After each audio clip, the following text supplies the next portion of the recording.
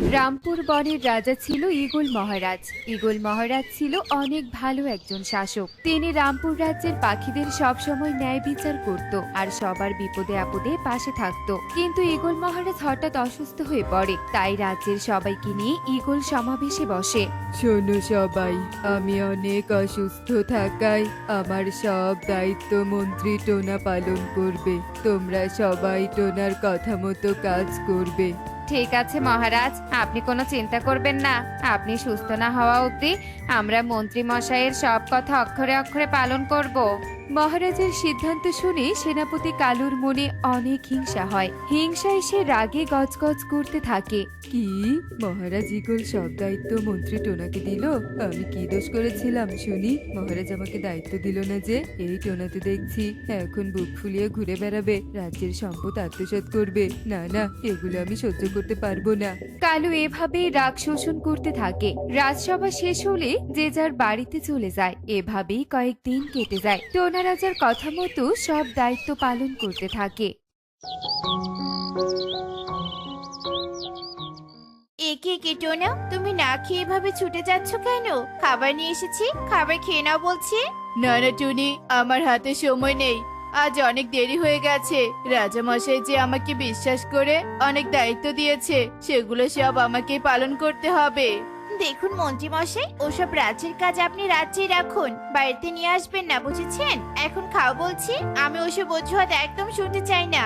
আহা টুনি, তোমার জ্বালা আমি আর সহ্য করতে পারছি না। ছোটদের মতো শুধু জেদ করো। দাও দাও, তাড়াতাড়ি খাবার দাও, আমি খেয়ে যাচ্ছি।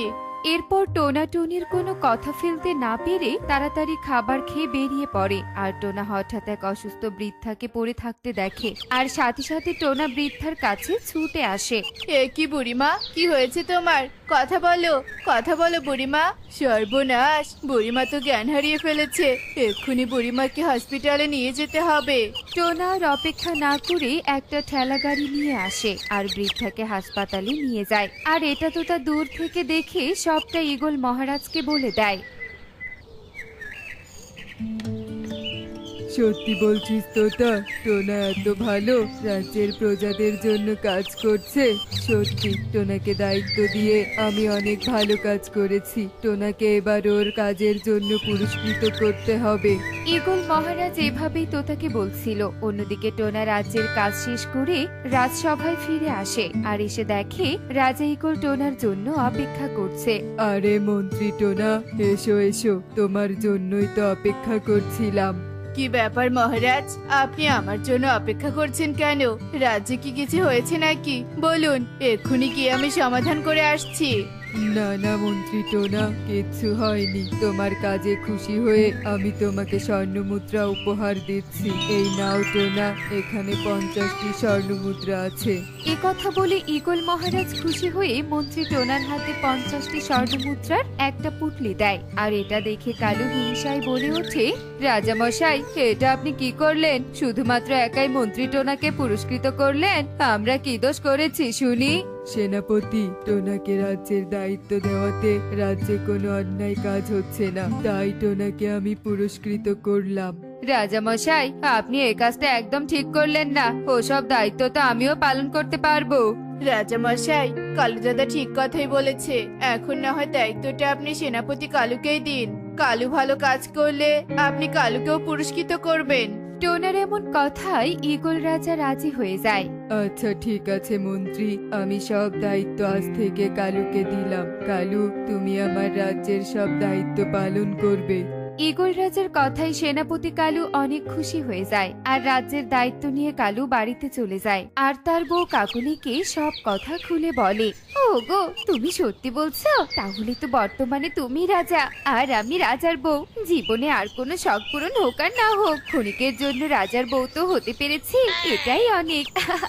কাকুলি খুশিতে আত্মহারা হয়ে পড়ে আর তারপর থেকে কালু কাকুলির অহংকার অনেক গুণ বেড়ে যায় আর তারা বনবাসীর সাথে অহংকার করতে থাকে।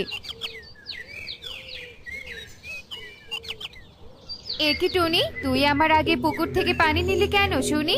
দেখছিস না আমি পানি নেওয়ার জন্য দাঁড়িয়ে আছি। কাকুলি দিদি, তোমার আগে আমি এসেছি, তাই তুমি দাঁড়িয়ে থাকলেও আমার কোনো যায় আসে না, বুঝেছো? কি? যত বড় মুখ নয় তত বড় কথা। ভুলে যাস না আমি এখন অস্থায়ী রাজার বউ, তাই সব জায়গায় আমার অধিকার বেশি থাকবে।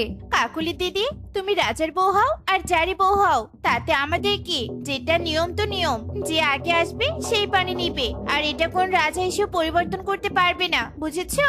টনি এ কথা বলে সেখান থেকে চলে যায় আর কাকুলি রাগে গজগজ করতে করতে কালুকে গিয়ে সব কথা খুলে বলে। কি?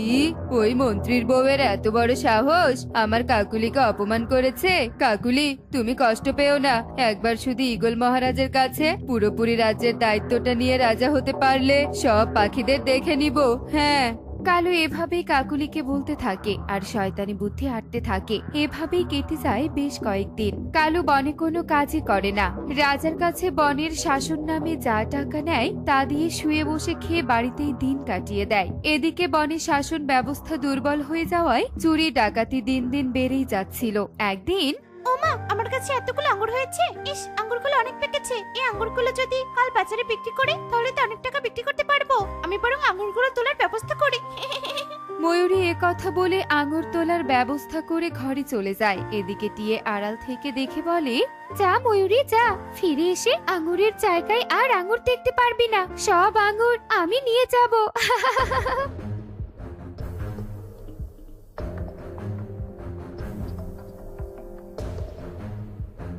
এরপর টিয়ে সব আঙুর চুরি করে নিয়ে সেখান থেকে পালিয়ে যায়। আর ময়ূরী এসে দেখে তার আঙুর খেতে একটাও আঙুর নেই। এটা দেখে ময়ূরী কান্নায় ভেঙে পড়ে। একে, আমার আঙ্গুরগুলো কোথায় গেল? কে চুরি করে নিয়ে গেল আমার আঙ্গুর? এত বড় সর্বনাশ যে করেছে তাকে আমি কিছুতেই ছাড়বো না। ময়ূরী এভাবেই কান্নাকাটি করতে থাকে।